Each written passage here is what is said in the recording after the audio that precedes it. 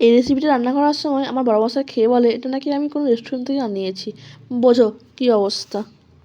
প্রথমে পরিমাণ মতন ময়দা নিয়েছি, তারপর পরিমাণ মতন লবণ, অল্প চিনি আর ইস্ট দিয়ে শুকনো উপকরণ মিশিয়ে নেব। তারপর অল্প তেল দিয়ে ভালোভাবে মিশিয়ে নেব। তারপর জল দিয়ে মেখে একটা আঠা আঠা ডো বানিয়ে আধ ঘন্টা রেস্টে দেবো। এবার কড়াইয়ে তেল দিয়ে কিছু বোনলেস চিকেন নুন হলুদ দিয়ে ভেজে নেব।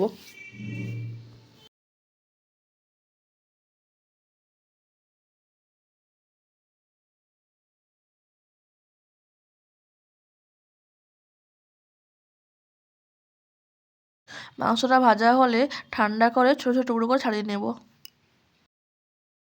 এবার ওই তেলেতেই বেশ কিছুটা পরিমাণ পেঁয়াজ আর কাঁচা লঙ্কা ভেজে নেব।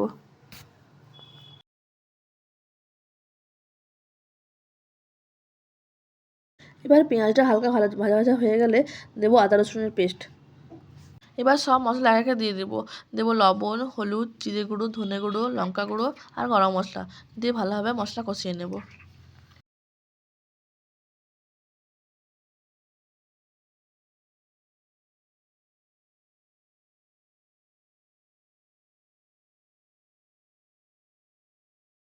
মশলা কষানো হয়ে গেছে, এবার টুকরো করে রাখা মাংসটা দিয়ে দেবো।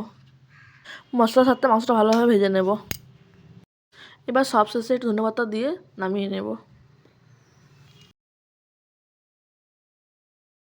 এদিকে আমার ডোটা সেট হয়ে গেছে, এবার হাতের সাহায্যে বড় করে চ্যাপ্টা করে নেব।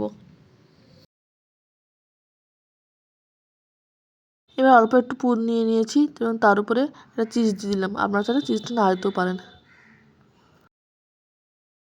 এবার ভালোভাবে মুড়ে নিয়ে একটা গ্লাসের সাহায্যে কেটে নেব।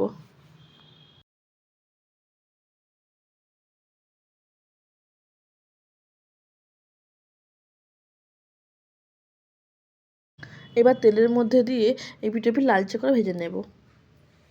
এটা বানাতেও খুব সহজ আর তাড়াতাড়ি বানানোও হয়ে যায়। যে খাবে সে প্রশংসা করবে, ভাববে বাইরে থেকে আনা হয়েছে। কেউ বিশ্বাস করতে পারবে না বাড়িতে বানানো হয়েছে বলে। ভিডিওটি কেমন লাগলো অবশ্যই জানাবেন। ভালো লাগলে লাইক কমেন্ট শেয়ার করবেন আর সাবস্ক্রাইব করে পাশে থাকবেন। ধন্যবাদ।